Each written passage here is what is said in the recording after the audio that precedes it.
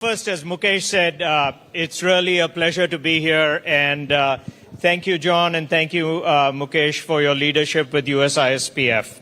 I'm thrilled to be here with you, Lokesh. Let me first start off by saying, Meeri Kadochinaru, Chala Dhanyavadu. So, I have to show a little bit of my Telugu because, as he knows, I also grew up in Hyderabad and we have a lot in common, both in terms of spending time in Hyderabad as well as spending time in the Bay Area.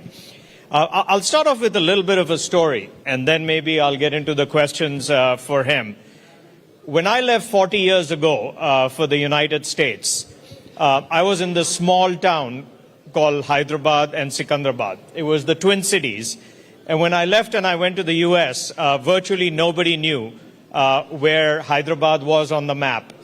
In terms of where it was in India. But it was the vision of Sri Naidu that by the time I came back a few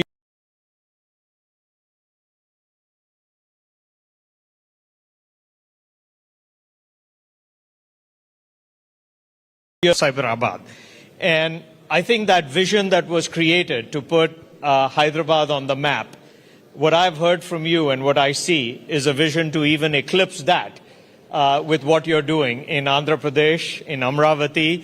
And so why don't I first start off and give you the opportunity to just talk about your vision, your father's vision, and as you said, you're actually a third generation in terms of giving back to the community. So with that, why don't you start?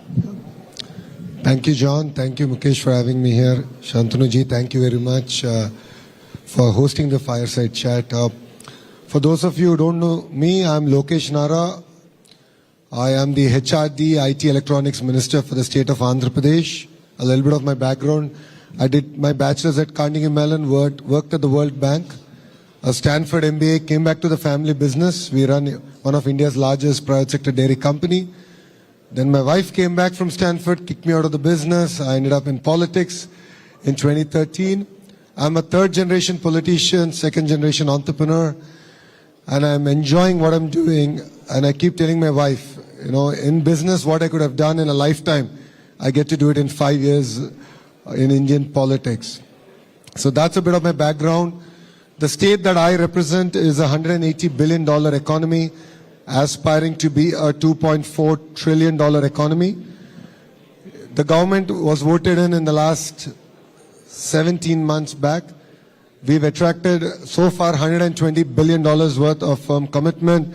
All that is getting grounded as we speak.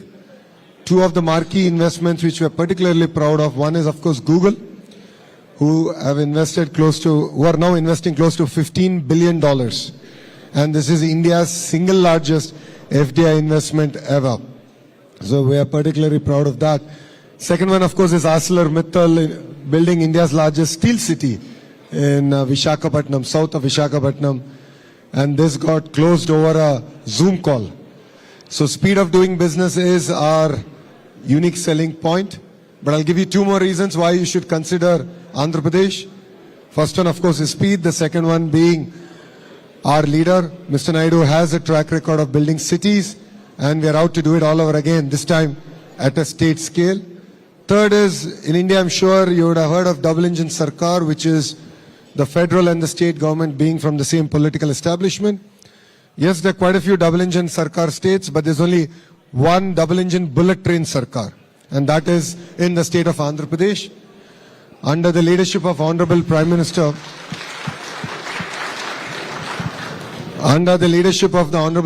Shri Narendra Modi ji, Andhra Pradesh is spearheading all the reforms that Government of India wants us to deliver.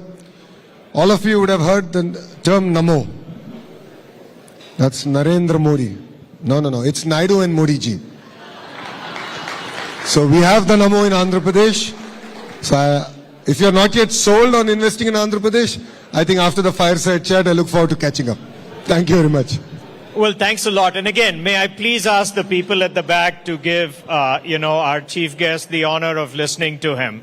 Maybe if you are next to somebody who's talking, you can just put them on the spot and ask them to, stop talking. But let me start off with something that you talked about, namely speed of doing business. And everybody talks about the opportunity in India. But one of the issues is that they talk about, the speed is not always what it needs to be. And you've given two examples, whether it's Google with 13 months or ArcelorMittal. So tell me how you're accomplishing the aspect of not only attracting people, and the momentum is incredible, but this aspect of doing speed. What is different, and how are you in Andhra Pradesh making sure that you continue to focus on that? No, I mean, it's technology and people. Technology comes in where we are looking at policies. We are using AI to compare it to other states. We are looking at coming up with best-in-class policy. The second part is, as a company, once you apply, we actually compare your application with other applications using AI and looking at how can we give best-in-class incentives and attract you to Andhra Pradesh. The second part, the other side of the coin is, people. Relationships matter. And if you look at Mr. Naidu and his track record for now almost 4.5 decades, he has an amazing Rolodex, and we're just leveraging upon it. And once we shake hands that we are going to invest in Andhra Pradesh, it's no longer your project, it becomes our project. And I'm sure partners here who have already looked at Andhra Pradesh know it. We create a WhatsApp group. I'm sure Meta is happy with me mentioning WhatsApp here. We create a WhatsApp group and then we are in touch. We follow it through. Anywhere things get stuck, we are very frank and open with each other, and we sort of look at how can we sort of streamline it. And it's a great lesson that as a state we can learn. So the next partner who's coming into our state doesn't go through the same process all over again. I think a big reason why India actually has been so successful on the global stage is, to your point, the investment in education. And in the past, that used to be engineering institutes, which were world famous. But I was inspired to hear that you're talking actually about AI literacy and what you're doing to make sure that it's the next generation of skills that you're investing in. Maybe you can share with people a little bit more about how you're doing this in a field that is so evolving as we speak, namely in AI. No, honestly, all of us are learning. It's clear that AI and then quantum is the next frontier for us. So, as earlier I was telling, we are very focused on the cluster-based approach, where we look at not only bringing in the companies, but the entire ecosystem associated with it. And education plays a very important role. So we're using AI as a tool, of course, to impart education, but we are also working with the industry to revamp curriculum in all our colleges and universities. And I'm working hard, hopefully I'll be able to get it through, is to recreate the ISB model for the AI university. I believe that is going to lead, enable us to lead from the front.